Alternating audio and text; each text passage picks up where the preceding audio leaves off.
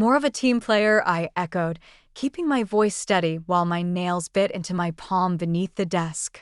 Across from me, my manager, Helen McBride, sat in her corner office overlooking downtown Chicago. Mid-50s, blazer too tight, smile too polished. She leaned back, her tone syrupy. "Camille, you're brilliant. But Rachel, she's got charm. People like being around her. She's just easier, not more capable, not more accomplished, just easier." I was 41 now. I joined Westlake Strategies at 35, leaving behind a teaching job and plunging into corporate life with everything I had. 6 years of midnight reports, last-minute presentations, and salvaging client accounts no one else could touch. I'd doubled our Midwest portfolio, redesigned a training system, and saved the company nearly $2 million in operational waste. But Rachel, with her lunch selfies and carefully curated girl boss quotes, was getting the promotion. I watched Helen pretend to shuffle papers, waited for me to thank her, to be gracious. Instead, I slid a crisp white envelope onto her desk. "I appreciate the feedback," I said with a calm smile. "Here's my resignation. Effective 2 weeks from today." Helen's composure faltered. "Camille, wait. Let's talk this through." "No need," I said. "You were clear, and I am focused on outcomes. That's why I'm leaving." What she didn't know, what no one had noticed, is that while Rachel was busy pleasing, I'd been building my own leadership development firm. Fully registered, quietly growing, profitable since Q2. I didn't lose today. I just outgrew the room. If you felt every word like it was your own story, don't forget to subscribe and follow along, because what Camille does next will prove that walking away isn't giving up, it's leveling up. Something that would make Helen's promotion decision look like the farce it truly was. As I stepped out of her office, I felt the shift ripple through the river north floor of Westlake Strategies. Heads turned, conversations quieted, and I knew Rachel was already imagining where she'd hang her girl boss poster above my old desk. But I moved with calm purpose, returning to my space like it was just another Monday. Because tucked inside that resignation envelope was a second document, one that would make Helen choke on her artisan latte. The following 2 weeks, theater. Rachel swanned through the bullpen with a latte in hand and a spotlight in her mind. On the 4th day, she leaned over my cubicle wall, lips curled in a smug half-smile. "Cam, I hope you're not too disappointed. I mean, I know you really wanted that spot." I met her gaze briefly while quietly backing up 3 years' worth of metrics, training manuals, and workflow optimizations. Not to take, but to document. Every dollar saved, every system I designed, every outcome attributed to my team. "No hard feelings at all, Rachel," I said, smiling coolly. "You'll shine." She left satisfied. But she didn't know what those results were built on. 3 years ago, in frustration, I'd started developing my own adaptive team performance software, not on company time, not with their tools, and last week the patent was approved. That second page of my resignation detailed its impact, millions in revenue and retention tied directly to my IP. 1 week later, I got an email from Jared Lewis, CEO of Architect Solutions, our top competitor. Over coffee, he offered me more than a role. He offered equity, autonomy, a future. He slid a contract across the table. "We've been waiting for someone like you," Jared said, his tone steady, sincere. "Someone who understands that outcomes, not optics, build legacies." As I signed the partnership agreement, something shifted inside me. This was what real recognition felt like. Not applause for appearances, but respect for substance. On my final day at Westlake Strategies, just as I returned my access badge, Helen called me into her glass-walled office one last time. The polished calm she always wore had cracked. Her voice trembled. "Camille, we need to discuss the report you attached to your resignation." She held up the printed document with stiff fingers. "Why didn't you ever tell us about this platform you built?" I sat down across from her, slowly straightening the hem of my navy blazer. "I did," I replied. 3 separate proposals over the last 2 years. You dismissed each one, said your priority was improving interpersonal chemistry across departments. Her eyes scanned the pages, color draining from her face as she absorbed the data. Operational savings, automated workflows, predictive project forecasting. And this is patented, she asked, her voice barely above a whisper. I nodded. Filed last fall, fully approved, and I've accepted an equity partnership at RK Tech Solutions. They're already preparing to scale it firm-wide. Helen exhaled sharply. Architect? Camille, no, you can't. That's our primary competitor in the Midwest. What about loyalty? I tilted my head slightly. Loyalty? You mean when you rewarded Rachel's charm over my contributions? Or when you sidelined my proposals because I didn't host enough happy hours? She opened her mouth, but I didn't wait. If you'd valued output instead of office politics, we wouldn't be here. We'll match their offer. Senior Vice President, just stay. It was never about the title. It was about being valued. As I left, I heard the frantic dialing behind me, but the damage was already done. If you believe respect should be earned, not begged for, and you're ready to see what Camille builds next, make sure to subscribe so you don't miss the chapter where she goes from underestimated to unstoppable. The patent was mine. The ink on the partnership agreement dry. And as for Rachel, while she was about to learn the hard way that charisma can open doors, but only substance keeps them from slamming shut. That evening, as I packed up the last of my things, I spotted a sticky note left on my monitor. Sad to see you go. Stay in touch. Rachel. I smirked, crumpled it, and tossed it into the bin. She'd hear my name again soon enough. In fact, the whole industry would. My first day at Architect Solutions felt like I'd stepped into a different universe. Gone were the beige walls and passive-aggressive Slack threads. My new office overlooked Lake Michigan, floor-to-ceiling windows, sleek design, and a nameplate on the door that read, Camille Bennett, Partner, Strategy and Systems Innovation. But the real shift wasn't the title, it was the respect. Jared Lewis, the CEO, held a full all-hands meeting to welcome me. But it wasn't a typical onboarding speech. He told my story. He spoke about the platform I developed, its measurable impact, and how it had already changed how firms operate. Cami isn't here to fill a role, Jared said. She's here to lead a new frontier. Her work has saved millions. It's brilliant. It's proven. And it's just the beginning. At Westlake, I was a ghost behind the curtain. At Architect, I was the architect in the spotlight. And then, 3 months later, came the moment that sealed it. Mid-strategy workshop, my phone buzzed. A message from Tarek Henderson, one of the few sharp minds left at Westlake. Check the news. Something big just dropped. I slipped into my office and pulled up the headline, Westlake Strategies loses 30% of clients after Q2 systems breakdown. The article was brutal, missed deadlines, ballooning budgets, 3 flagship clients gone. The report described Westlake's internal systems as fractured, outdated, and alarmingly dependent on undocumented processes. But one quote hit home from a former client of mine. Service has collapsed, said Thomas Kwan, CEO of Terranova Solutions. We once trusted Westlake with enterprise-level integrations. Now they can't even deliver on basic timelines. It's like the backbone of their operations disappeared. I smiled. Ted, I was that backbone.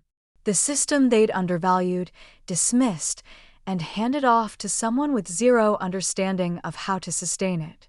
A second buzz, this time from Tarek. Rachel's having a full-blown meltdown in the break room. I leaned back, sunlight reflecting off the lake and spilling into my office. I didn't need revenge. I had results.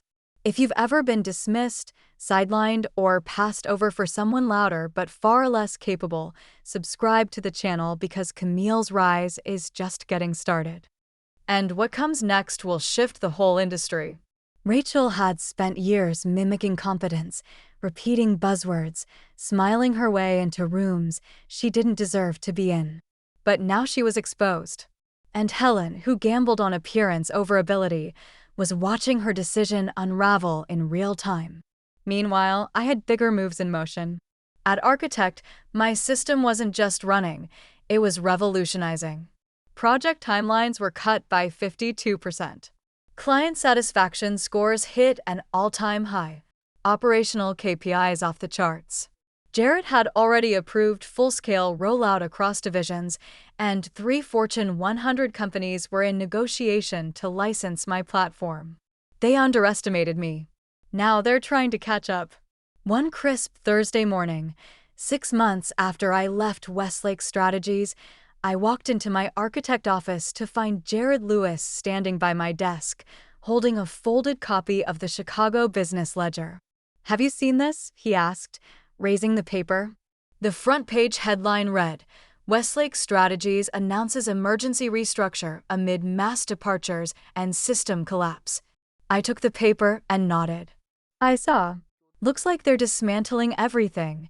They're finally admitting how badly they mishandled their people," Jared said.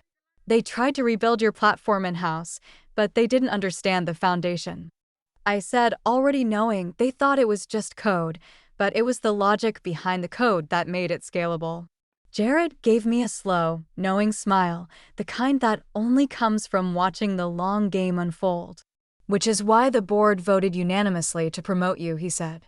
"Starting next week, you'll be our Executive Vice President of Strategic Innovation. You've not just improved our systems, you've changed our direction." A quiet warmth rose in my chest. This was what recognition should feel like. Not applause for being agreeable, but respect for building something real. Later that afternoon, as Chicago's skyline glowed gold in the sunset, an unexpected email landed in my inbox from Helen McBride. Subject: Apology. "I assume you've heard what's happening at Westlake. I want you to know I was wrong. Dismissing your work was the worst mistake of my career. The board knows now. They know what you built and what we lost. I resigned last week. Rachel stepped down a month ago. Turns out deliverables don't respond to charm." I stared at the screen, unread emotion flickering across my face. Validation had arrived. Not that I needed it, but it was poetic all the same. The email from Helen continued, "I know it's too late to change what happened, but I wanted you to know you were right. Results do matter. I just wish I'd seen that sooner. Best, Helen." I read it twice. There was a time when a message like that might have broken something loose inside me, when even late recognition might have been enough to patch old wounds, but that time was gone. Now, in my corner office at Architect Solutions, sunlight glinted off the glass frame surrounding my patent certificate. Behind me, a polished plaque from our highest-performing quarter to date. On the shelf, a fresh copy of Forbes opened to a feature naming me one of the top 10 women redefining tech innovation. Helen's message was no longer a reckoning. It was a footnote. I clicked reply and typed a one-liner. "Thank you for your message. You're right. Results do matter. I wish you well in what comes next." I hit send, then looked around my office. Every inch of it, every ounce of respect in this space, had been earned. Not gifted, not bartered for, built. The next morning, I called a full team meeting. The room filled quickly. Engineers, analysts, designers. Not one person was there to show face. They were here because they cared. Once we settled, I stood. "Before we dig into our next major rollout," I said, "I want to share a quick story. Not about strategy or code, but about value, about recognizing it in others, and about never letting anyone else define your worth." Heads nodded, eyes sharpened. Now we were building something bigger together. As I spoke, I saw heads begin to nod, eyes sharpened. People leaned in, not just to my words, but to the weight behind them. They understood. They saw that this company, our company, wasn't running on image or ego. It was running on integrity, on courage, on the belief that quiet strength, when aligned with purpose, builds movements. That evening, driving home past Westlake Strategies, I slowed at the light. Their once proud logo, etched into the side of the building, looked weathered now, dimmed by time and consequence. A for lease sign blinked weakly in the fourth floor window, downsizing again. But I didn't feel smug. I felt grateful. Grateful they didn't see me. Grateful they dismissed what I created. Grateful because, in pushing me out, they set me free to build something better. Because sometimes the greatest gifts come dressed as rejection. Sometimes being too focused on results is the very quality that makes you unstoppable. And sometimes, the best way to respond to being underestimated is to build something so impactful they can't look away. My phone buzzed. A message from Tarek lit up the screen. Westlake's board is asking about you. They're wondering if you'd consider coming back as CEO. I stared at the screen, then typed back slowly. Appreciate it, Tarek, but I'm exactly where I need to be. Because real success isn't about going back to prove anyone wrong. It's about proving yourself right. It's about standing firm in your own value, especially when no one else does. It's about refusing to shrink for someone else's comfort and choosing to rise for your own purpose. And that's where the story really begins. As I pulled into the garage of my Lincoln Park townhome, I found myself thinking about all the other Camille's out there. Quiet professionals doing exceptional work, constantly passed over because they don't shout the loudest or play the political game. Maybe this story, the one I lived, will reach one of them. Maybe it will be the sign they need to stop waiting for approval and start building without it. Because sometimes rejection isn't a dead end. It's a redirection. You take the dismissal, you take the silence, and you turn it into momentum, into systems, platforms, and legacies that prove your too much was always just code for you're beyond what they could handle. That night, sitting in my home office, reviewing global licensing proposals for the system I once built in secret, I felt a deep sense of peace. Above my desk, framed in matte black, was the quote Helen once tossed at me like an insult: "You're too focused on results." She wasn't wrong. That focus, it's exactly what brought me here. To leadership, to innovation, to clarity, to the place I was always meant to stand, on my own terms. If you've made it this far, thank you. Truly.